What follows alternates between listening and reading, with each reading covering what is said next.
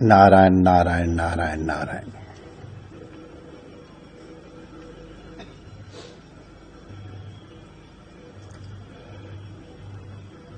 शास्त्र को समझने के लिए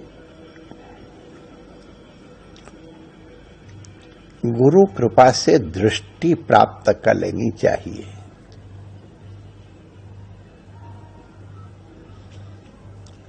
शास्त्र शब्द से क्या कह रहा है,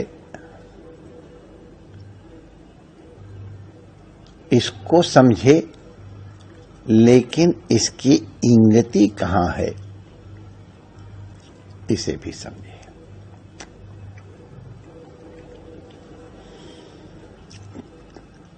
जिसको श्रद्धा होगी, और ये चीज हम आपसे निवेदन कर दें कि जिसको शास्त्र और सद्गुरु पर श्रद्धा नहीं है,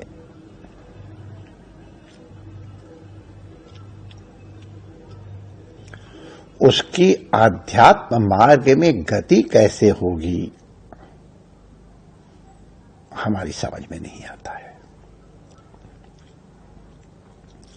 हमारे यहां तो कहा जाता आदौ श्रद्धा, सबसे पहले श्रद्धा होनी चाहिए। गुरु आदेश देता उपनिषद में श्रद्धधत्स्व सौम्य, हे सौम्य तू श्रद्धा धारण कर। हर चीज तर्क से नहीं सिद्ध की जा सकती है। बहुत सी चीजें हैं, अरे परमात्मा की बात तो छोड़ो, लोक में ही हर बात तर्क से सिद्ध नहीं की जा सकती है। अब तर्क से कैसे सिद्ध करोगे कि पहले अंडा हुआ था कि पहले मुर्गी हुई थी? कौन सा तर्क इसका निर्णय करेगा? तो शास्त्र को समझने के लिए श्रद्धा और ये गुरु की कृपा से जो दृष्टि प्राप्त होती है उसकी बहुत आवश्यकता है। गुरु को प्रदीप इसीलिए कहा जाता है कि वो आपका कर्तव्य का पथ प्रकाशित करता है। हे और उपादेश स्पष्ट कर देता है।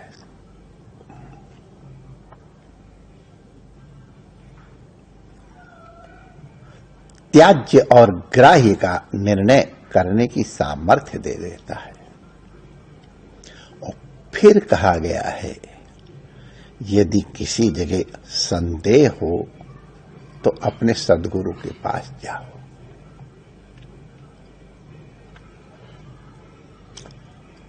मान लो सद्गुरु किसी अन्य देश में है,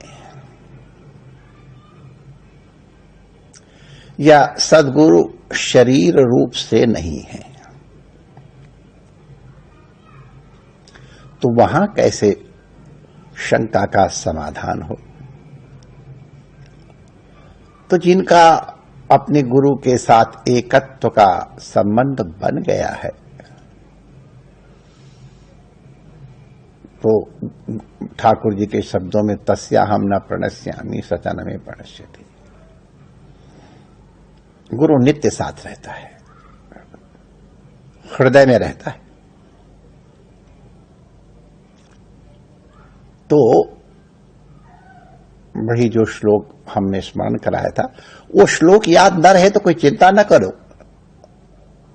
उस श्लोक का तात्पर्य ध्यान कर लो।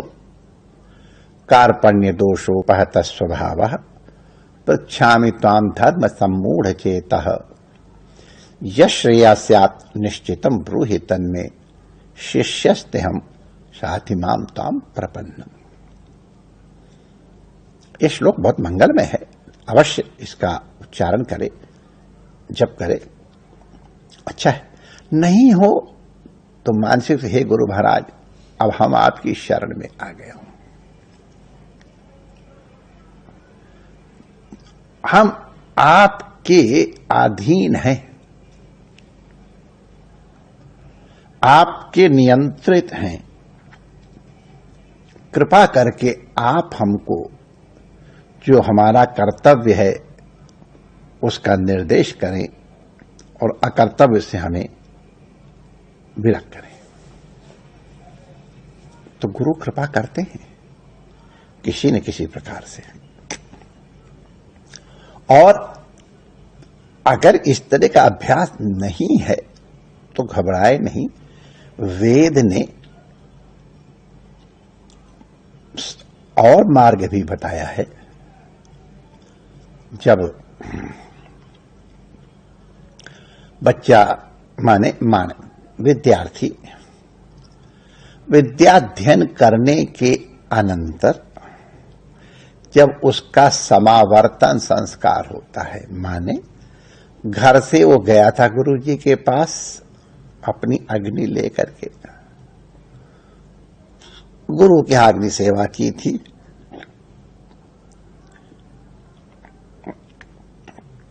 गुरु महाराज की सेवा की, अध्ययन किया, और इसके अनंतर जब विद्या पूर्ण हो गई तो गुरु समावर्तन संस्कार करते हैं और गृहस्थ में प्रवेश करने की अनुमति देते हैं। और अभी तक तो छात्र गुरु की छाया में था, तो इसलिए उसे किसी प्रकार के संकटों का अनुभव नहीं करना पड़ा। गुरु को मालूम है कि मेरा प्यारा पुत्र, हाँ, शिष्य भी पुत्र ही होता है। वो नाद का संतान है, वो भी श्राद्ध इत्यादि कर्म कर सकता है अपने गुरु का। गुरु के अनुसार अपना गोत्र भी बता सकता है। हम पाणिनेय हैं तो हम पाणिनि आचार्य के अनुसार शब्द शुद्धि का या व्याकरण का पालन करते, इसलिए हम पाणिनेय हैं। तो बड़ा स्नेह होता, गुरु शिष्य का कितना निकट संबंध होता है ये तो अब एक गुरु और शिष्य ही जान सकते हैं। हम जब छोटे थे तो पिताजी ने कहा था कि माता पिता का अपनी संतान के प्रति क्या प्रेम होता है, तो जब स्वयं माता पिता बनते हैं तब पता चलता है। ठीक है, तो अब मेरा पुत्र, मेरी संतान, मेरा शिष्य अब संसार में जाएगा और ये भवाटवी है, तो गुरु कुछ संकेत करता है। आज उनकी व्याख्या तो हम नहीं कर रहे हैं, लेकिन जो आदेश करता है गुरु वेद के अनुसार, उनका आशय बहुत विशद है कि अगर माता को देवता मानो तो उसका तात्पर्य क्या है।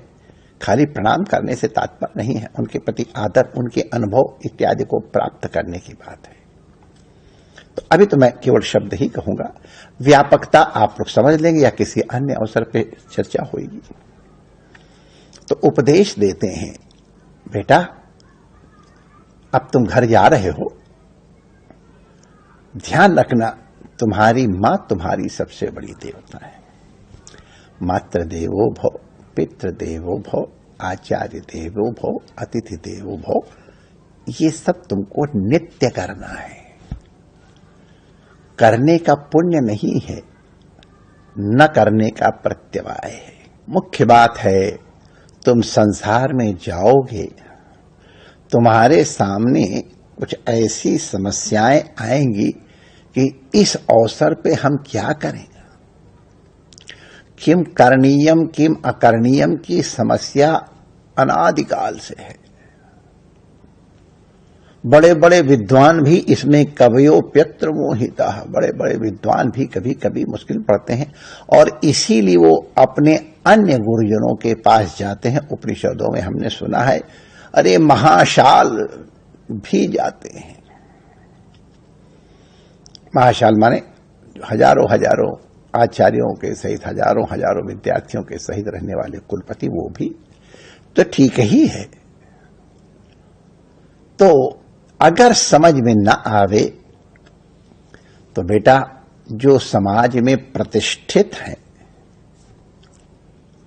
जिनका आचरण समाज में प्रतिष्ठा प्रदान करता है, जो मान्य है, जो शास्त्रवेत्ता प्रतीत होते हैं, यथा ते वर्तेरन तथा तुम वर्तेथा।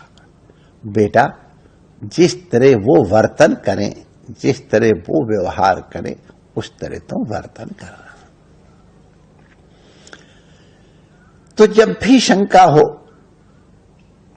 बड़ों से पूछ ले, लेकिन गुरु कृपा से जिसने श्रद्धा पूर्वक गुरु आराधन किया है उसको दृष्टि मिल जाती है, फिर वो व्यर्थ कुतर्क नहीं करता है। एक उदाहरण दे करके हम इस बात को समझने की चेष्टा करें। एक शास्त्र का विधान है, दाहिने हाथ से किए हुए पुण्य कर्मों का फल मिलता है, बाएं हाथ से किए हुए कर्मों का, सत्कर्मों का पुण्य नहीं मिलता है। विज्ञान के विद्यार्थी बता देंगे, हमारे मस्तिष्क में कुछ छोटे छोटे अलग अलग भाग हैं, कुछ टुकड़े कटे हुए नहीं है लेकिन कुछ हैं, जो अमुक अंग का नियंत्रण करते हैं, कुछ अमुक अंग का नियंत्रण करते हैं। ये फिजियोलॉजिकली प्रूव्ड है। तो उनका तात्पर्य है, तो दक्षिण से करने का तात्पर्य है आदर देने का। अब अगर किसी को बाएं हाथ से आप दोगे पुरुष को, तो ये उसका सम्मान नहीं हुआ। लेकिन मात्र शरीर को अगर बाएं भांग में देते हैं तो कोई दोष नहीं है, हो सकता है। जब भगवती के पूजन करने का जप इत्यादि करते हैं तो करके फिर भगवती के बांगांग में अर्पित करते हैं। तो इसलिए कि बाएं हाथ से किया हुआ पुण्य करो, फल देता है, बाएं हाथ से नहीं देता है, उसका तात्पर्य केवल तुम्हारे हृदय में श्रद्धा से है। हमारा दाहिना अंग पुरुष का अधिक पवित्र है, इस दृष्टि से उसको ये निर्देश दिए गए। तो ये एक और इसके विषय में की जा सकती है चर्चा। हमारे हृदय में शास्त्र को समझने के लिए श्रद्धा वाली दृष्टि होनी चाहिए। गुरु के आदेश को समझने के लिए श्रद्धा वाली दृष्टि चाहिए। हमको अपने आप गुरु महाराज की कृपा से विवेक की प्राप्ति होगी। जय श्री कृष्ण।